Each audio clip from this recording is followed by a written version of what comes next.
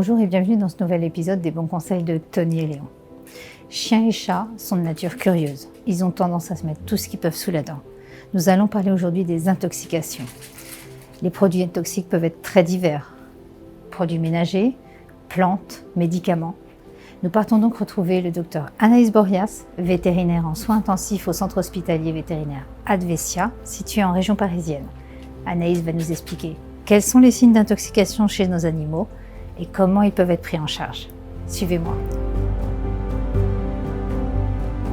Bonjour Anaïs, je te remercie de nous accueillir de nouveau au centre de soins intensifs chez Advesia. Aujourd'hui, je voudrais parler avec toi des intoxications chez le chien et chez le chat, parce que Dieu sait qu'elles sont nombreuses. Est-ce que tu peux nous dire quels sont les principaux toxiques qu'on peut rencontrer chez nos carnivores domestiques, s'il te plaît? Bonjour Valérie, effectivement, c'est un motif de consultation d'urgence très fréquent. On retrouve de tout chez les intoxications, des intoxications alimentaires, donc par exemple le chocolat, celui qui est très connu. Ouais. On a les produits ménagers, les médicaments des propriétaires, donc les anti-inflammatoires, les antidépresseurs, tous les médicaments que nous on peut prendre, et des plantes aussi qui peuvent exister. D'accord, oui. Donc effectivement, pour le chocolat, d'ailleurs, plus il est riche en cacao, donc en théobromine, c'est ça que les animaux ne supportent pas, plus il est toxique. Donc le chocolat noir est encore plus toxique que le chocolat blanc. Et comme tu le disais, on ne donne jamais d'aspirine à son chien, ni d'ibuprofène, parce que ça peut être dramatique. Pour ce qui est des plantes en particulier, il y en a certaines dont tu parles qui sont toxiques pour les chiens et les chats. Effectivement, on a le muguet, on a le Dieffenbachia, on a le laurier rose et le lys chez les chats en particulier. Oui, tout à fait. Donc pour les amoureux des plantes, c'est bien dommage, mais faites attention.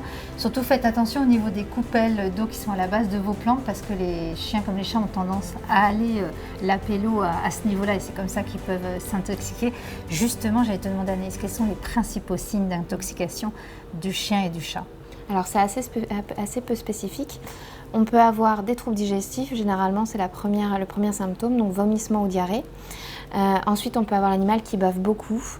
Et dans des cas graves, on a des troubles neurologiques qui apparaissent. Donc ça peut aller jusqu'à la crise convulsive et le coma, ou simplement une baisse de vigilance. D'accord, oui. Donc et des vomissements, tu disais, voire des signes digestifs. Ouais, tout à fait. Donc, dans ce cas d'intoxication, qu'est-ce que tu recommandes de faire? Je sais que moi, j'ai toujours indiqué de garder les notices, que ce soit pour emmener chez le vétérinaire, mais même appeler des centres d'intoxication vétérinaire, puisqu'il en existe en France. Est-ce que c'est ça également que tu recommandes et tu demandes à tes clients, en fonction du toxique qui a été ingéré, tu adaptes le traitement? Exactement. Là déjà, la première chose à faire, c'est que le propriétaire doit éviter d'essayer de faire vomir son animal. Souvent, on retrouve sur Internet qu'on peut faire vomir en lui faisant ingérer du sel. Il ne faut surtout pas, parce qu'on peut avoir une intoxication au sel aussi. Donc ça, je le contre-indique complètement. Et après, effectivement, il faut appeler votre vétérinaire ou vétérinaire d'urgence ou des centres antipoison qui existent en France et leur indiquer si c'est un chien ou un chat, son poids et surtout le toxique qu'il a ingéré en gardant l'étiquette avec vous et à peu près combien, soit pour un médicament de cachet ou quelle quantité il a ingéré. Comme ça, le vétérinaire peut faire une quantité par kilo de chien et savoir si on est en dose toxique, s'il y a réellement une urgence à venir chez le vétérinaire ou si justement il y a besoin juste de le surveiller à la maison. Oui, donc ne pas faire vomir comme tu disais, parce que si c'est un caustique, ça va empirer la situation, surtout au niveau de l'œsophage, parce que là ça peut encore plus irriter l'œsophage. Et puis comme tu le dis, ne pas faire boire et encore moins faire boire du lait chez le chat, parce que ça favorise le passage du toxique dans le sang. Exactement. Moi, j'allais te demander, quand c'est un toxique qui a atteint la peau de l'animal, qu'est-ce que tu conseilles? Alors ça, c'est le cas par exemple des pipettes d'antiparasitaires pour chiens qu'on met chez le chat. Ça, c'est une intoxication très fréquente. Il faut laver l'animal. Donc alors c'est pas toujours facile quand c'est un chat, mais vous le mettez sous le robinet, vous essayez d'enlever le maximum de toxiques et dans l'idéal, avec du produit vaisselle, ça part mieux. Si vous avez une collerette à la maison, n'hésitez pas à la mettre, ça évitera à l'animal de se recontaminer en se léchant.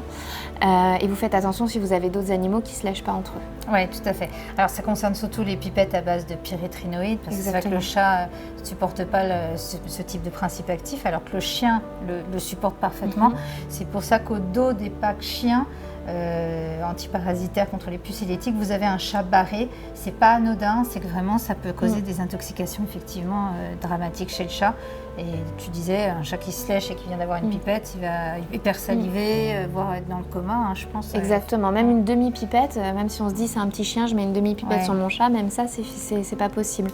Donc ça leur crée des signes, soit tremblement, et parfois convulsion, voire coma, donc c'est quand même très grave. Oui, tout à fait. Donc là, c'est pas une lubie de prendre un produit vaisselle, parce que le produit vaisselle, l'avantage dans ce type d'intoxication, c'est que c'est ultra dégraissant, donc ça va faire partir ces produits-là qui ont tendance à rester effectivement dans la surface de l'épiderme. Donc retenez bien que le produit vaisselle, exceptionnellement évidemment, ça peut être très, très utile. En tout cas, je te remercie beaucoup pour tes conseils, Anaïs, parce que je pense que ce sont des cas qu'on rencontre énormément. Et j'espère que ça vous aura été utile. J'espère que vous aurez aimé cet épisode. N'hésitez pas à nous suivre sur les bons conseils de Tony et Léon. Profitez bien de vos animaux et surtout prenez bien soin d'eux. À bientôt, au revoir. Au revoir.